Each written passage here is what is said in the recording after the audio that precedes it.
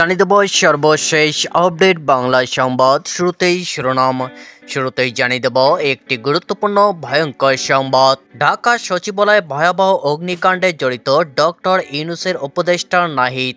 গোয়েন্দাদের বিস্ফোরক রিপোর্টে বেরিয়ে এলো ভয়ঙ্কর চাঞ্চল্যকর তথ্য। থাকছে বিস্তারিত প্রতিবেদনে। এরপর জানিয়ে দেব 2025-এ ইউনূসকে হটানোর সংকল্প হাসিনার। দেশবাসীর উদ্দেশ্যে আরও কি বললেন আওয়ামী লীগ নেত্রী, থাকছে বিস্তারিত প্রতিবেদনে। এদিকে লেগে গেছে বিএনপি জামায়াত, তুমুল উত্তেজনা, সংঘর্ষের রণক্ষেত্র, থাকছে বিস্তারিত প্রতিবেদনে। এবং সবশেষে জানিয়ে দেব বাংলাদেশ নির্বাচনে লড়বেন হাসিনা, বিরাট ঘোষণা নির্বাচন কমিশনের, থাকছে বিস্তারিত প্রতিবেদনে। এতক্ষণ শিরোনাম শুনছিলেন, এবার বিস্তারিত। বাংলাদেশ সচিবালয়ে ভয়াবহ অগ্নিকাণ্ড নিয়ে তদন্তে কেসও খুঁড়তে গিয়ে কেউটে বেরিয়ে এলো। সূত্রের খবর, ঢাকা মহানগর পুলিশের গোয়েন্দা শাখা ডিবির পক্ষ থেকে অন্তর্বর্তী সরকারের স্বরাষ্ট্র উপদেষ্টা জাহাঙ্গীর আলম চৌধুরীর কাছে পাঠানো রিপোর্টে জানানো হয়েছে, মঙ্গলবার গভীর রাতে সচিবালয়ে যে অগ্নিকাণ্ডের ঘটনা ঘটেছে তার পিছনে হাত রয়েছে তথ্য উপদেষ্টা নাহিদ ইসলামের।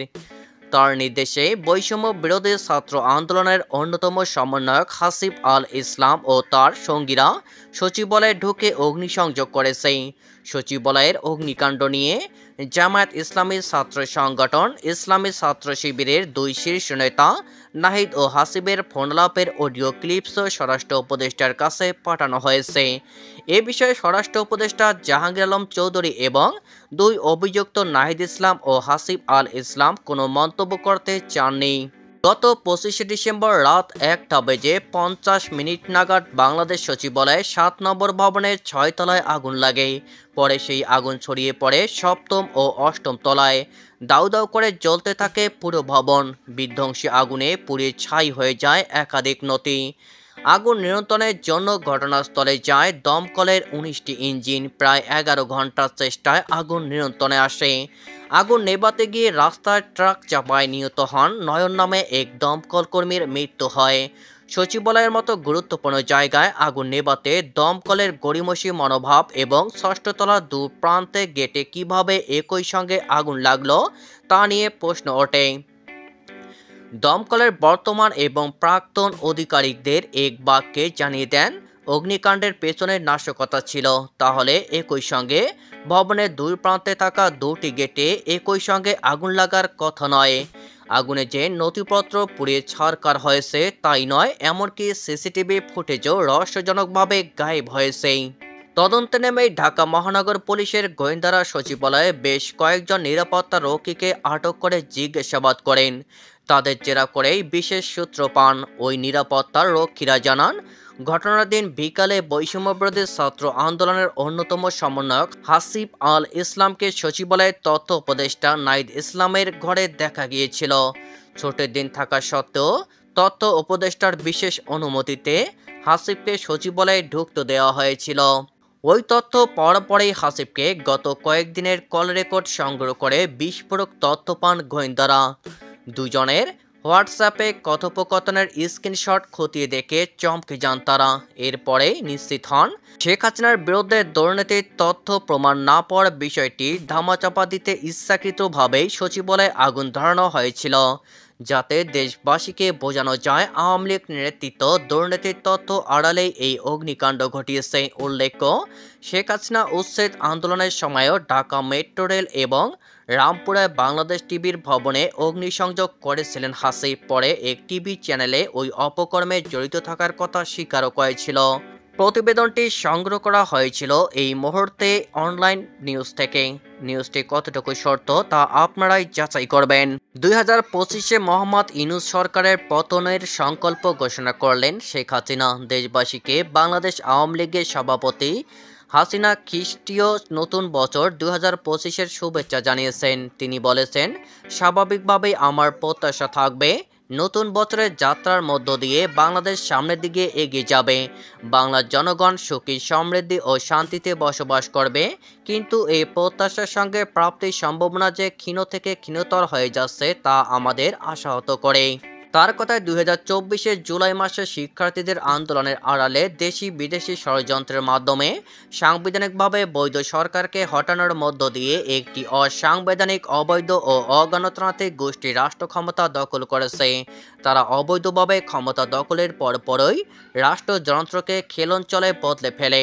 আওয়ামী লীগের নেতৃত্বে পরিচালিত সরকারের আমলে অর্থনৈতিক ও আর্থসামাজিক ক্ষেত্রে অভূতপূর্ব উন্নয়ন অগ্রগতির বাংলাদেশ ছিল জগৎসভায় প্রশংসিত, দেশের আইনশৃঙ্খলা পরিস্থিতি ছিল স্থিতিশীল, সাম্প্রদায়িক সম্প্রীতি ছিল, অথচ আজকের এই অবৈধ দখলদার গোষ্ঠী বাংলাদেশের অগ্রযাত্রাকে বিনষ্ট করেছে।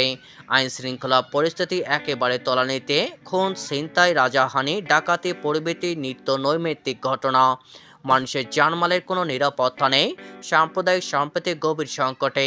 আওয়ামী লীগের হাজার হাজার নেতা কর্মীকে হত্যার পাশাপাশি হিন্দু, বৌদ্ধ, খ্রিস্টান সহ অন্য সম্প্রদায় ও জাতিগোষ্ঠীর মানুষের ওপর নির্বিচারে আক্রমণ চালিয়ে হত্যাযজ্ঞ চালানো হয়, যা গণহত্যার শামিল।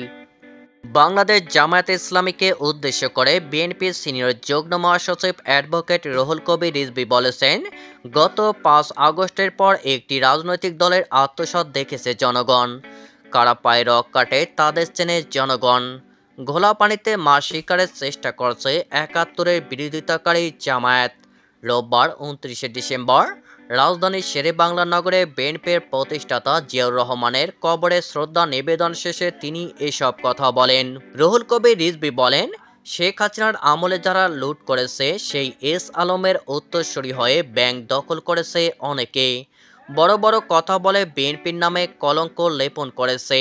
পাড়া মহল্লায় টার্মিনাল দখল, টেন্ডার বাজিসহ নানা কিছু দখল করছে একটি দল। বিএনপির সিনিয়র যুগ্ম মহাসচিব আরও বলেন, গত 5 আগস্টের আগে ব্যাংক লুট করেছে আওয়ামী লীগ, আর 5 আগস্টের পর ব্যাংক লুট করেছে একটি ইসলামী দল। তিনি বলেন, ইসলাম নিয়ে রাজনীতি করেন, ইসলাম মানাতো বারবার মুনাফিকি করা না। জনগণের প্রতি অঙ্গীকার থেকে বিএনপি কখনো পিছিয়ে আসেনি। 1971 থেকে 5 আগস্ট পর্যন্ত গণতন্ত্রের প্রশ্নে বিএনপি কখনো মাথা নত করেনি। রিজভীর অভিযোগ, ভারতের সঙ্গে সম্পর্ক উন্নয়নে শেখ হাসিনাকে ক্ষমা করতে চায় জামায়াত। বিএনপি সিনিয়র এই নেতা আরও বলেন, শুধু পার্শ্ববর্তী দেশই অপপ্রচার করছে না, দেশে একটি রাজনৈতিক দল ঘোলা পানিতে মাছ শিকার করতে চায়। তিনি বলেন, 71-এর বিরোধিতাকারীরা ঘোলা পানিতে মাছ শিকারের চেষ্টা করছে। বড় ঘোষণা বাংলাদেশের মুখ্য নির্বাচন কমিশনারের। দেশের আসন্ন নির্বাচনের প্রাক্তন প্রধানমন্ত্রী শেখ হাসিনার দল আওয়ামী লীগ অংশ নিতে পারবে বলেই জানিয়েছেন সিইসি নাসির উদ্দিন। তবে তিনি এও বলেছেন যে সরকার বা বিচার বিভাগ যদি দলের বিরুদ্ধে নিষেধাজ্ঞা জারি না করে তবেই আওয়ামী লীগ নির্বাচনে লড়তে পারবে। ঢাকা ট্রিবিউন পত্রিকার প্রতিবেদনে বলা হয়, সোমবার চট্টগ্রাম সার্কিট হাউসে নির্বাচনী কর্মকর্তাদের সঙ্গে বৈঠকে মুখ্য নির্বাচন কমিশনার সিইসি এ কথা বলেন। এই মন্তব্য সবাইকে অবাক করেছে, কারণ শেখ হাসিনার পতনের পর আওয়ামী লীগের অনেক নেতার বিরুদ্ধে ব্যবস্থা নেওয়া হয়েছে এবং অনেকে দেশ ছেড়েছেন। এছাড়া আওয়ামী লীগের ছাত্র সংগঠনের অনেক নেতার বিরুদ্ধে মামলা দায়ের করা হয়েছে। নাসির উদ্দিন আরও প্রতিশ্রুতি দেন যে নির্বাচন কমিশন সম্পূর্ণ স্বাধীনভাবে কাজ করতে বদ্ধপরিকর এবং কোনো ধরনের চাপের কাছে মাথা নত করে না। তিনি বলেন, সুষ্ঠু ও স্বচ্ছ নির্বাচন নিশ্চিত করতে আমরা প্রয়োজনীয় সব পদক্ষেপ নিতে প্রতিশ্রুতিবদ্ধ। হাসিনা সরকারের আমলে ভুয়ো ভোটারদের বিষয়টি স্বীকার করেছেন। ভোটার তালিকার সংশোধনের কাজ শীঘ্রই শুরু হবে জানিয়েছেন তিনি। আগামী 6 মাসের মধ্যে ভোটার তালিকা সংশোধন করা হবে বলেও জানান তিনি। আসন্ন জাতীয় নির্বাচনের প্রস্তুতি নিতে বিস্তারিত নির্দেশনা দিয়েছেন সিইসি।